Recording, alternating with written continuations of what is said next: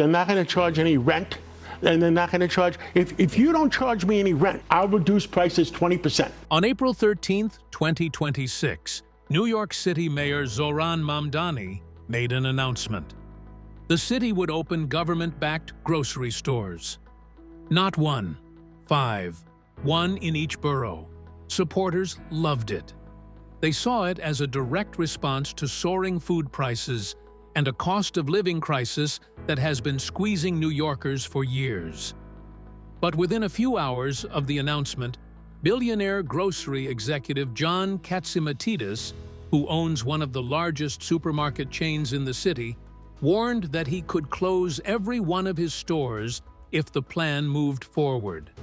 And suddenly, a proposal about cheaper groceries became a political war involving City Hall, billionaires, independent business owners, and millions of New Yorkers who buy food every week. So what is really happening in New York City right now? To understand this, let's go to the man at the center of it all. The crisis and the solution. For years, the cost of living in New York had been moving in only one direction: up. Rent climbed, grocery bills climbed, utility bills climbed. New Yorkers felt their paychecks were struggling to keep pace. What used to be an expensive city was becoming an unaffordable one. Food became one of the clearest examples. Between inflation, supply chain disruptions, labor costs, transportation costs, and rising commercial rents, grocery prices across New York steadily increased. For residents of lower-income neighborhoods, the pressure was even greater. Food insecurity remained a persistent problem. Many communities had limited access to affordable grocery options. The frustration was real, and politicians across the city knew it. The problem was that nobody seemed to have a solution. Some argued the market would eventually correct itself. Others wanted more regulation. There were calls for tax incentives and subsidies to encourage grocery operators to expand into underserved neighborhoods. Then came Zohran Mamdani. Born in Uganda and raised in New York City from childhood, Mamdani entered state politics in 2021 as a relatively unknown assemblyman from Queens. Over the next several years, he built a reputation as a politician focused on affordability issues. He supported debt relief for taxi drivers and pushed for expanded public transportation funding. Mamdani consistently framed politics around the everyday costs facing ordinary New Yorkers. When he announced his mayoral campaign in 2024, no one viewed him as a serious contender. The race appeared destined for former Governor Andrew Cuomo, one of the most recognizable figures in New York politics. Cuomo had the name recognition, the political network, and the experience. The establishment largely assumed the outcome had already been decided. But Mamdani's campaign focused on something many voters felt every day: cost, free buses, lower living expenses. To many struggling voters, it sounded like a ray of hope. Mamdani won the Democratic primary. Then he won the general election. On January 1st, 2026, he became mayor of New York City. And less than 4 months later, he unveiled the proposal that would ignite a political war involving billionaires, grocery chains, bodega owners, business groups, and City Hall itself. The grocery store bombshell. April 13th, 2026, New York City. Mamdani stood in front of a cheering crowd at La Marqueta, a historic marketplace, under elevated train tracks in East Harlem, celebrating his first 100 days in office. U.S. Senator and former presidential candidate Bernie Sanders was there. The people of New York City were there. And the announcement Mamdani made shook the entire grocery industry before he had finished his sentence. New York City would open its first government-run grocery store. Not one, 5, one in each borough. The stores would pay no rent. no property taxes. A private operator would run each location but would be contractually required to sell a core basket of everyday staples, such as eggs and bread, at wholesale prices. Grocery shopping, Mamdani promised, would no longer feel like an unsolvable equation. He looked directly into the camera and told the crowd he was looking forward to the competition. May the most affordable grocery store win. His argument was grounded in real numbers. Grocery prices in New York City have risen nearly 66% over the past decade, significantly above the national average. 1 in 4 children in the city experiences food insecurity. The city was already spending millions annually subsidizing private grocery operators through tax breaks and regulatory relief programs, and those operators were not even required to accept food stamps. Mamdani's position was direct: stop subsidizing private profit. Start delivering public results. He invoked Fiorello LaGuardia, pointing out that La Marqueta itself had been a city-run market during the Great Depression, built specifically to lower food costs for struggling New Yorkers. This was not a radical new idea, he argued. It was a forgotten American one. The total budget he requested was $70 million in capital funds across all 5 stores, pending City Council approval. It was a broad vision for New York, and at the center of it all was the store in East Harlem that came with a very specific price tag. The East Harlem flagship store would be a 9,000-square-foot store built from the ground up on a vacant city-owned lot next door to La Marqueta, expected to open by late 2027. The price tag for that single store was $30 million. While supporters saw this as a bold investment in affordability, critics saw something very different. And no critic had more at stake than the man who had spent the last 50 years building one of New York City's largest grocery empires. The immigrant success story. John Catsimatidis was born on the Greek island of Nisseros on September 7, 1948. He arrived in the United States at 6 months old. His father worked as a busboy. They settled in West Harlem, the same neighborhood Mamdani would later represent in the State Assembly, in the same city that both men would eventually go to war over. Catsimatidis attended Brooklyn Technical High School, enrolled at NYU for electrical engineering, and dropped out 8 credits short of graduating. Not because he failed, because he had already found something more interesting to do. He was working at a small grocery store on 137th Street in Harlem, and he understood almost immediately that this was where his future was going to be built. In 1971, at 23 years old, he opened his first store on the Upper West Side. 1 store. That was it. From that single location, he built Red Apple Group into one of the largest private conglomerates in New York City.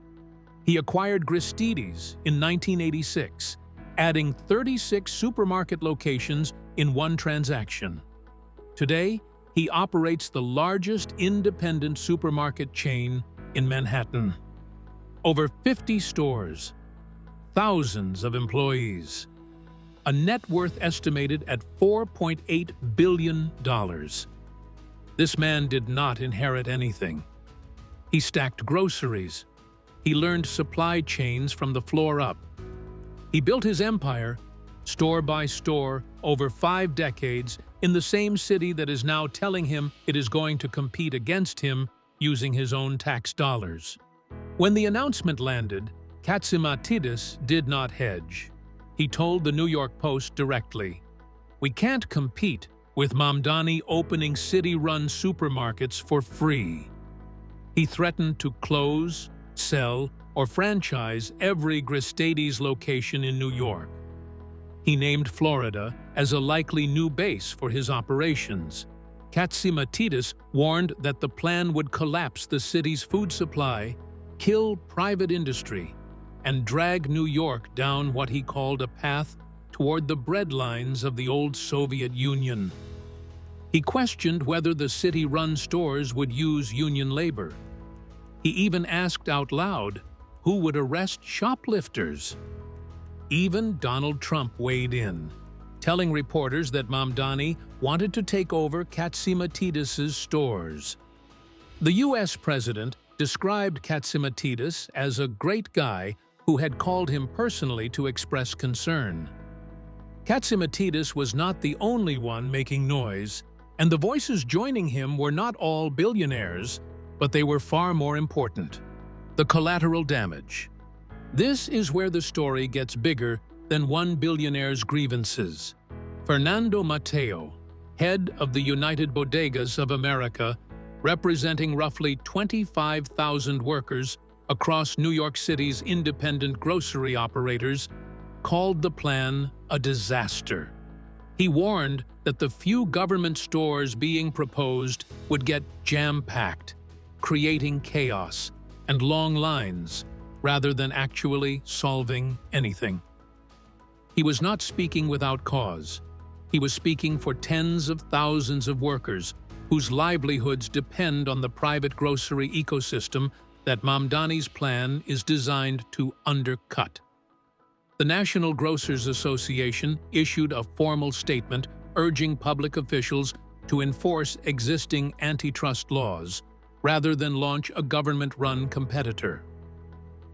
Specifically, they called for enforcement of the Robinson-Patman Act, a federal law designed to crack down on price discrimination and monopolistic leverage.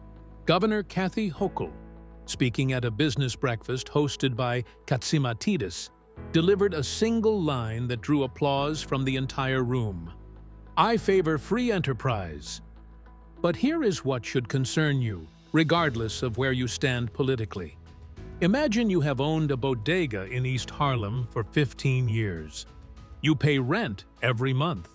Your margins are so thin that a bad week can threaten the entire business, because grocery is one of the most brutally competitive industries in America.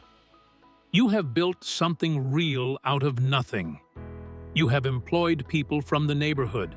You have served the community through the pandemic, through the inflation surge, through every difficulty the last decade has thrown at your street.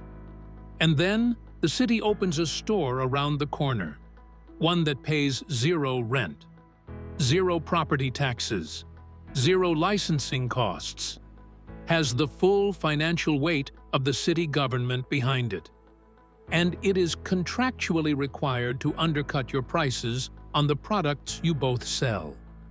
And that brings us to the figure at the center of this entire controversy, the $30 million question. Remember the number mentioned at the start of this video?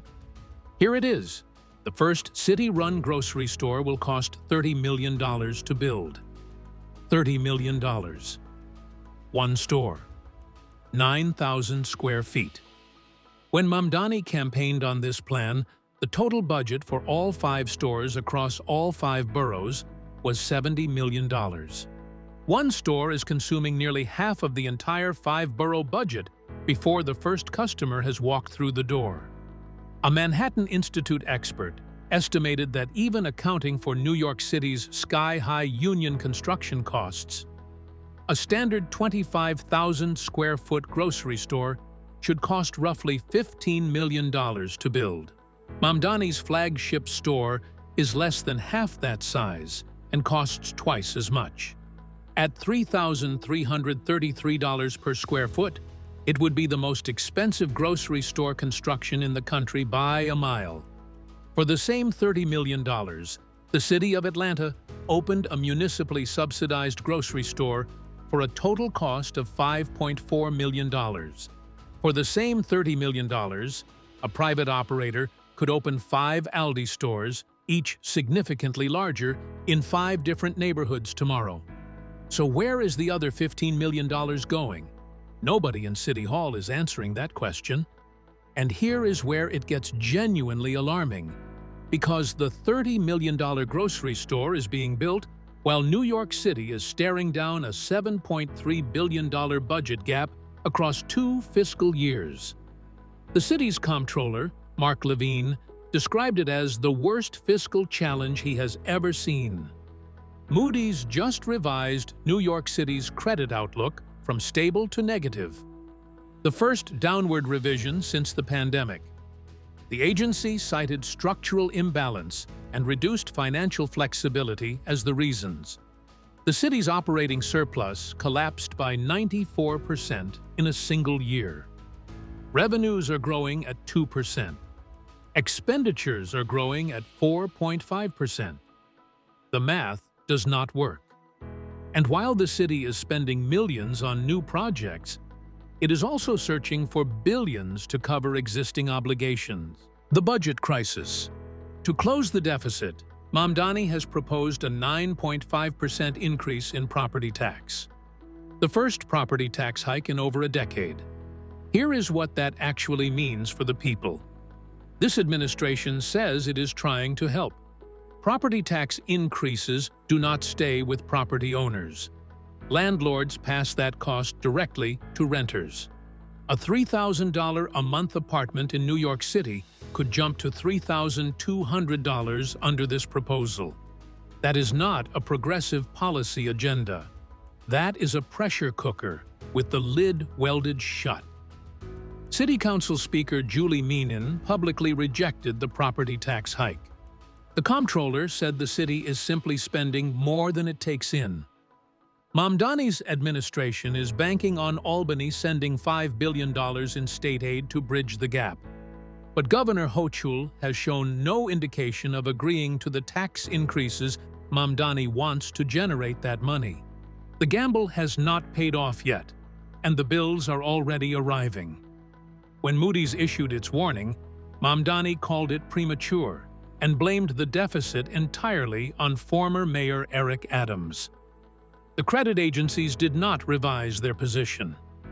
The problem is that neither Mamdani nor Catsimatidis has a convincing answer, and that may be the most important part of the entire story. Caught in the crossfire. The ordinary New Yorkers that this argument is supposedly made to facilitate? Both sides are failing them.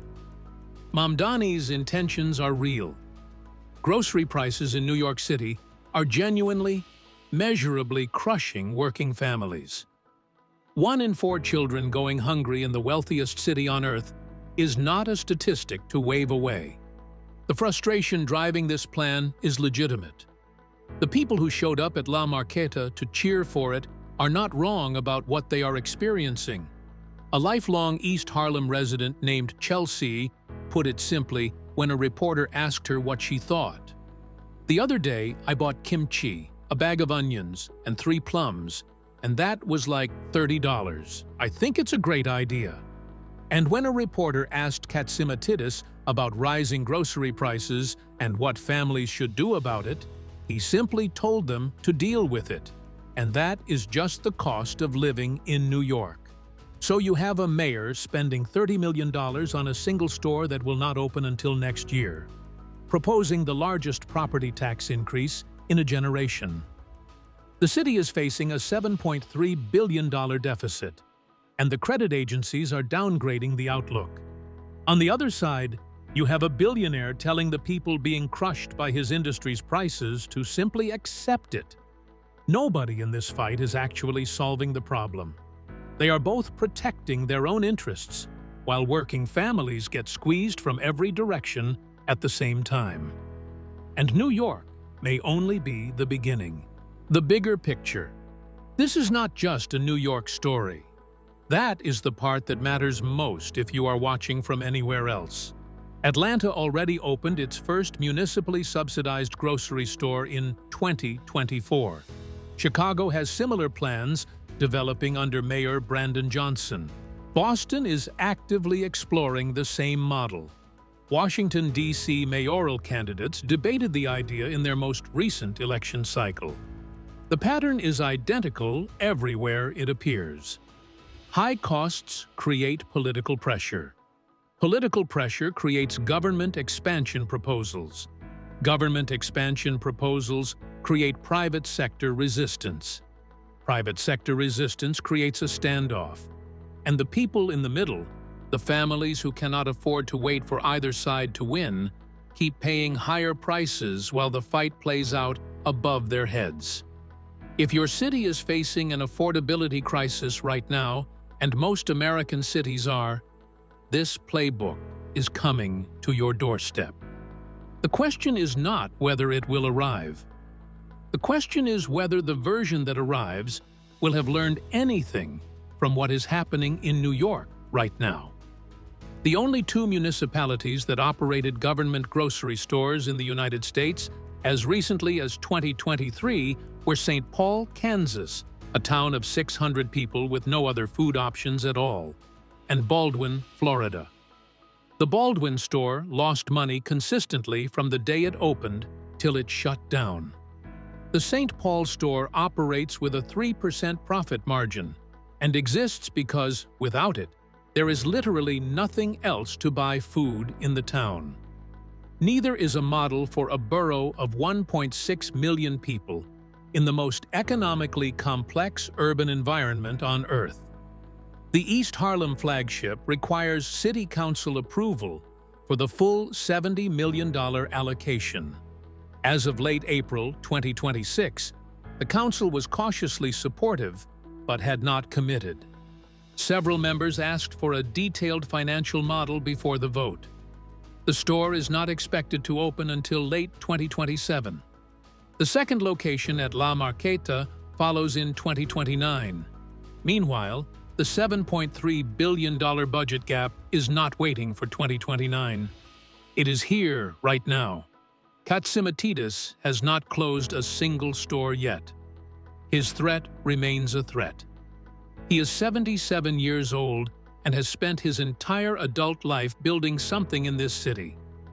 Whether his warnings are a genuine exit strategy or a negotiating position, only he knows. And the bodegas, the independent operators, the mid-sized chains, are not waiting to find out how the standoff ends before deciding whether New York City is still a place where private enterprise can survive. The working families this entire fight is supposedly about are still paying more for groceries than they ever were, and nobody in this fight is solving that problem. The mayor and the billionaire are both protecting their position while the people get crushed in the crossfire. So after hearing all this, what do you think? Can government-run grocery stores actually lower prices? Or will they create more problems than they solve? Let me know your thoughts about this in the comments below. If you like this video, please give it a thumbs up and subscribe for more amazing stories like this. We'll see you in the next video. Until then, thanks for watching.